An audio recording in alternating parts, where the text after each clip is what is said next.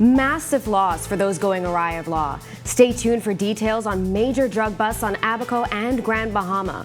Plus, a jailed Belarusian activist sharing Nobel Peace Prize with human rights advocates from Russia and Ukraine.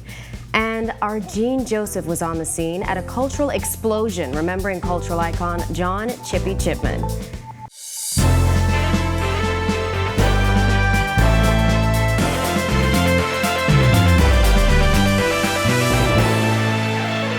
Welcome to Our News, and thanks for joining us. I'm Marlena Leonard. Topping news tonight, according to police, shortly after 12 p.m. yesterday, a team of officers searched a business on Sherland-Bootle Highway in Marsh Harbor, Abaco. 3 adult males and 3 adult females, Haitian and Bahamian nationals, were on the premises of that business. Now, while officers checked several derelict vehicles at the rear of the property, including a white caravan, a large amount of crocus sacks with suspected marijuana along with a quantity of suspected cocaine were found. A high-powered rifle, 2 pistols, along with some ammunition were also found in that vehicle. Now, those illegal drugs were flown to New Providence from Abaco, and the Our News team was on the ground at Odyssey Aviation as a helicopter and airplane filled with the drugs landed and were unloaded into a truck. We spoke with Press Liaison Officer Chief Superintendent Chrislyn Skippings, who provided more details. For the past few weeks, however, yesterday they were able to zero in and they were able to arrest 6 people, 3 males and 3 females. They were also able to confiscate an estimated 120 bales of marijuana, an estimated 2 kilos of cocaine, along with firearms. And so we are actively investigating, and as additional information becomes available, we will update you accordingly.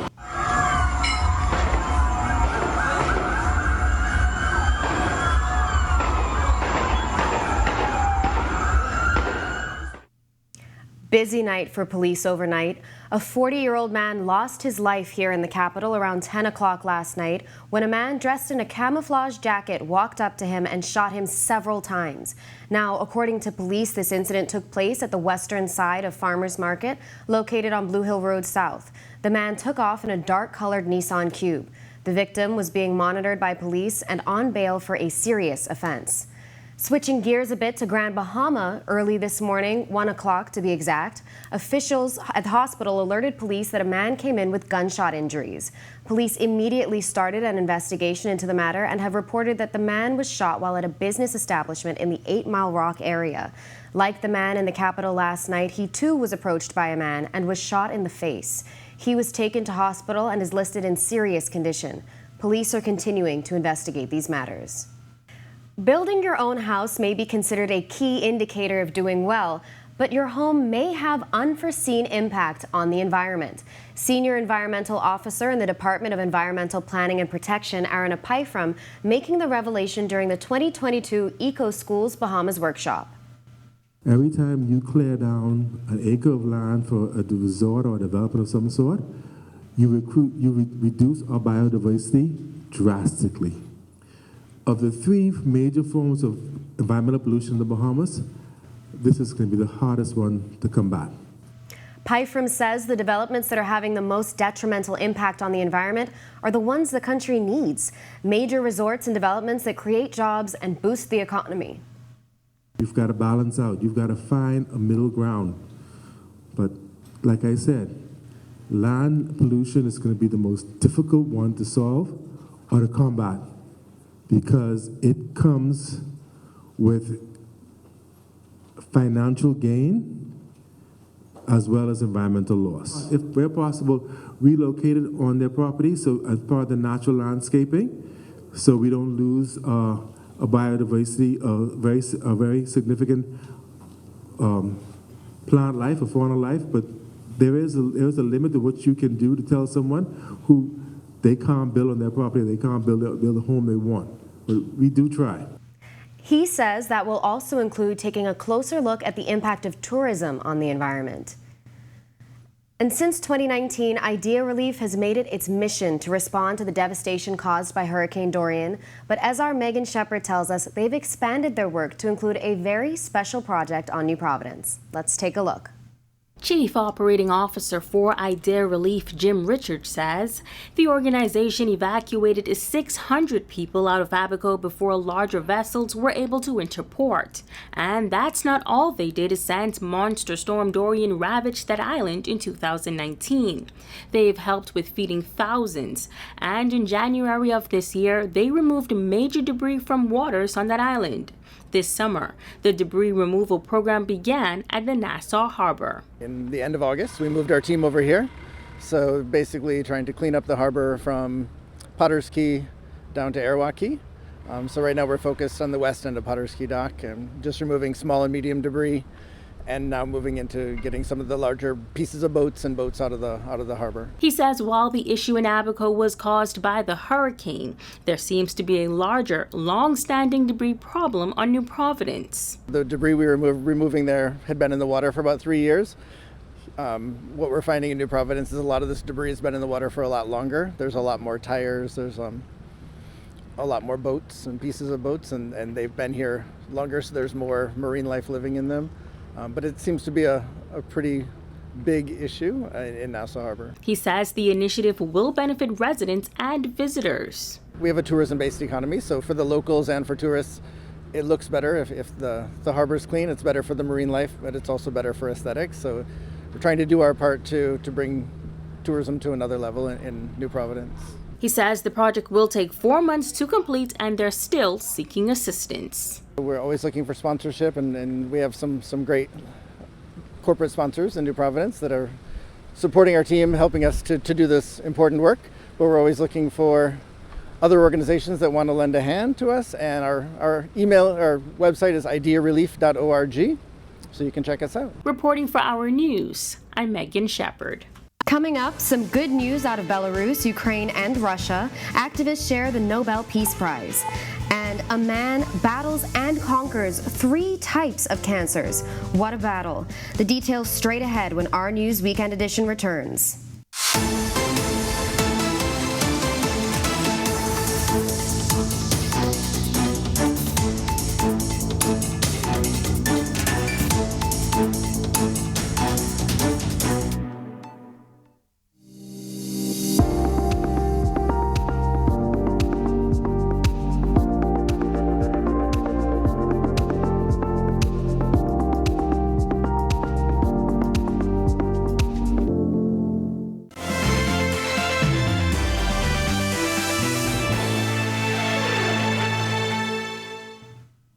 You're watching Our News. Welcome back. Just last week, Kyiv announcing that it had recovered 400 square kilometers of territory in the south and east of Ukraine, which was previously taken by Russia.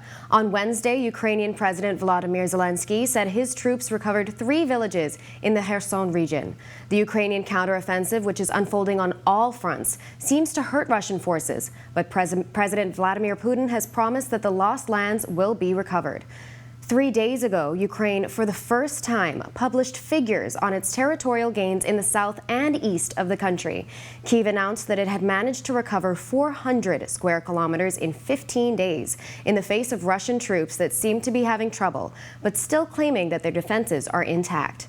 Since the beginning of September, the Ukrainian army has gone on the offensive on all fronts and has already recaptured most of the Kharkiv region in the northeast of the country, as well as key logistical locations where the Moscow troops found themselves almost surrounded and on the verge of disaster. And some good news, jailed Belarusian activists sharing the Nobel Peace Prize with human rights advocates from Russia and Ukraine. Ales Bialyatsky is a prominent Belarusian human rights activist who is currently being held in prison without trial. Mr. Bialyatsky, 60, is the founder of the country's Vyasna Human Rights Center, which was set up in 1996 in response to a brutal crackdown of street protests by Belarus's authoritarian leader, Alexander Lukashenko. My influence has been in making sure that the culture is woven into the company itself, which I think is important. The company was always striving for being excellent, and that came across through many of the campaigns that I did. We have an obligation to excellence, and I think that brings an inherent respect for each other because of that same shared goal.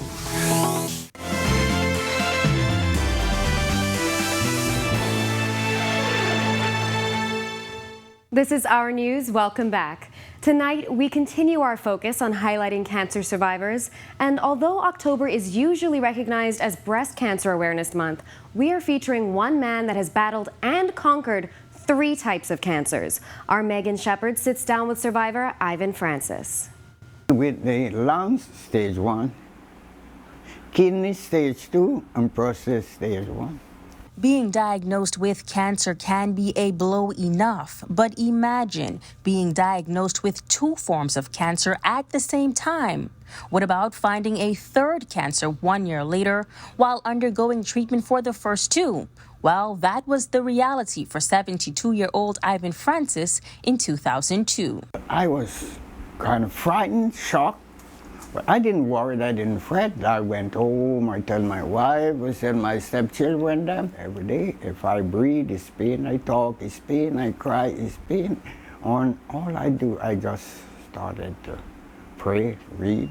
Francis says he couldn't bear the daily pain, and he showed up to the hospital consistently for weeks until he was admitted.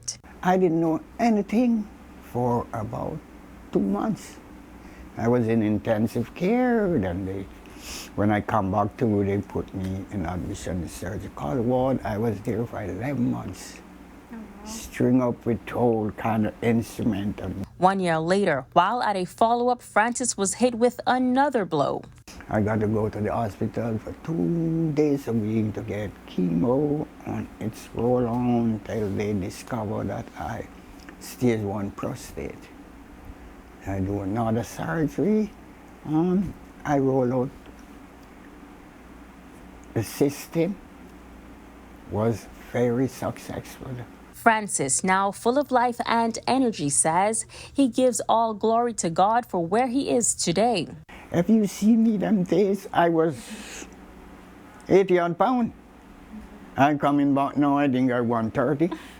I'm a champion, and I keep on fighting. He says he's also grateful to his team of physicians. I have some great doctors in the Bahamas. And once you trust yourself, trust God, and trust your doctor, things is possible. Francis says he hasn't worked for 17 years, but dedicates his time to various support groups and charitable organizations throughout the island. I just love to be active. So sometimes some people, how you get through, how you going on? I was like an engine, giving back to cancer and cancer survivor and my church group. That keeps you going. That keep me going. And I don't worry about nothing. And the ever-cheerful Francis sharing these words of advice. Cancer is not a killer. You have to kill cancer before it kills you.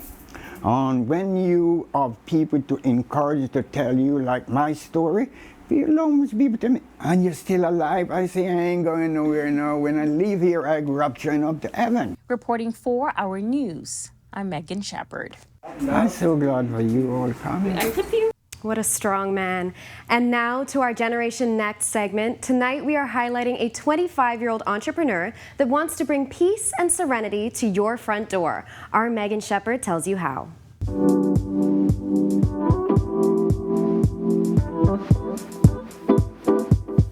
Facials, scrubs, massages.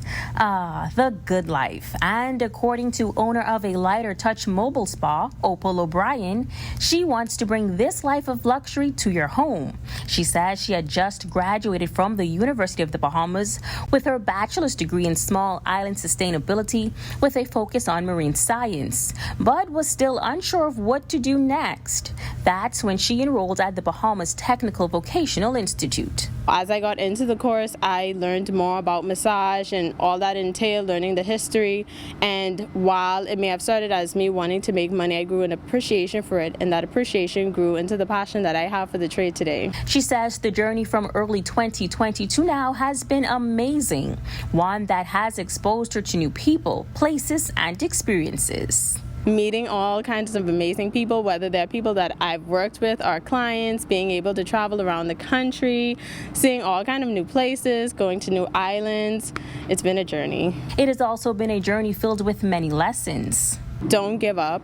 Don't get discouraged, because there are days where it's going to be slow. There are going to be days where you don't meet your sales projections. There are going to be days where people try to scam you or make you feel less than, try to take you out of the business.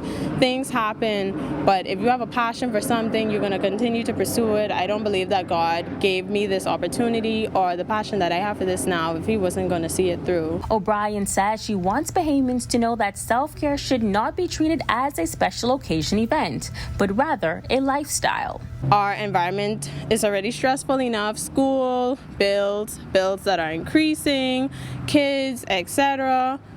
It's very stressful. So we want to do as much as we can to relieve stress and to take care of ourselves, and that's where I come in. She says the highlight and most heartwarming part of her career thus far has been working with a client that suffered a stroke. She lost mobility on the right side of her hand, or at least she had limited mobility.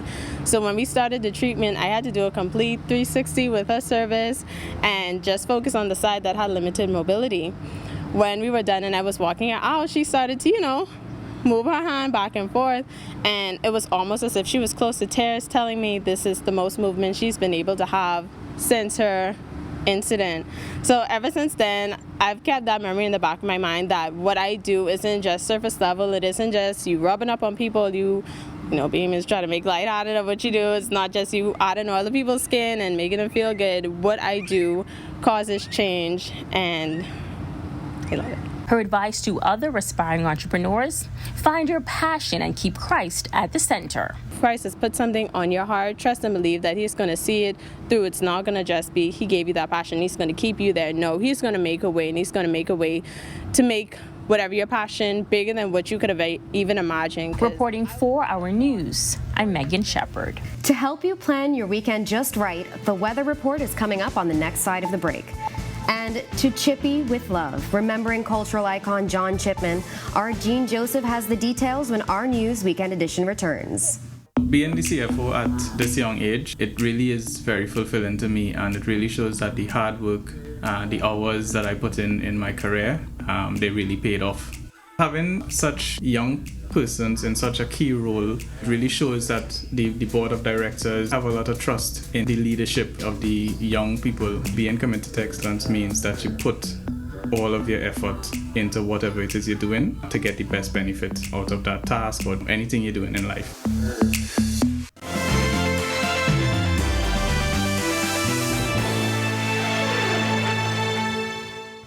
Welcome back to Our News. A little cloudy out today, but will it bring rain tonight? Well, I'm no expert, so let's check in with the weather report to see what to expect over the next few days.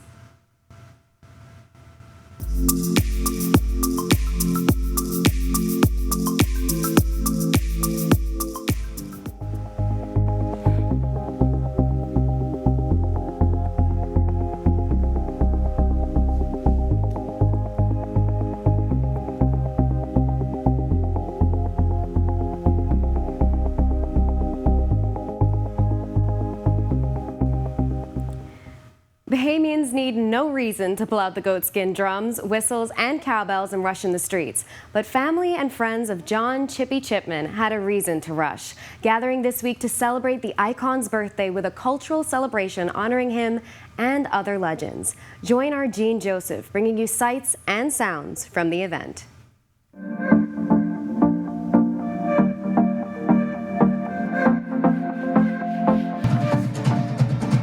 The air is electric as scores of people, many friends and family of the late John Chippy Chipman, gather at the Chipman Estate on West Bay Street, all for one reason: to celebrate his life and legacy and to ensure that his memory lives on. The iconic drummer, whose career spanned some 64 years, is a staple name in the junkanoo and drumming traditions of the Bahamas. Chippy received national and international awards for his contributions to culture, and his family proudly carries on the legacy, entrenched in various aspects of Bahamian entertainment and culture. Former Member of Parliament for Centerville, Reese Chipman, shares the importance of celebrating his grandfather's legacy on his birthday. He just never wanted to forget his dad because I've been remembering him. And so he just wanted to continue that legacy. So it's just another birthday for him, and we want to make sure that the people of the Bahamas remembers This annual event, featuring local entertainers and artisans, is a part of the Chipman family's efforts to ensure that cultural icons live on even after they have left us. Jamiko Dean says the event is good for our culture. It's good to see the young people actually featuring the drumming, also the dance. That's a part of our legacy, that's our culture, that's our native, that's what we're about. So that culture is so unique, and that's what I really was my highlight of the night. World-renowned drummer King Harrison says he owes much of his success to drummers like Chippy and Peanuts Taylor, but laments what he calls a lack of representation for Bahamian musicians. We have no representation. To put things together and go it on tour, kind of a different parts of America. But the Bahamas has never had anyone that has a musician, an actor, singer, do anything. Never. Christian Justilian, associate professor at the University of the Bahamas and leader of College Entertainment, says the country should celebrate the priceless contributions of Bahamians like Chippy and others. It's hard to put a value on people like those entertainers who came before and really blessed us with their presence and just gave their all to nation building. And I tell you, if we were to have more events like this, more cultural events, I think we would be more of a loving and caring and peaceful people. In the grand finale, the electrifying sounds of Colors Entertainment lifted the energy to another level. Chippy, no doubt, dancing to the beat of the drum in spirit. Reporting for Our News, Arts and Entertainment, I'm Gene Joseph.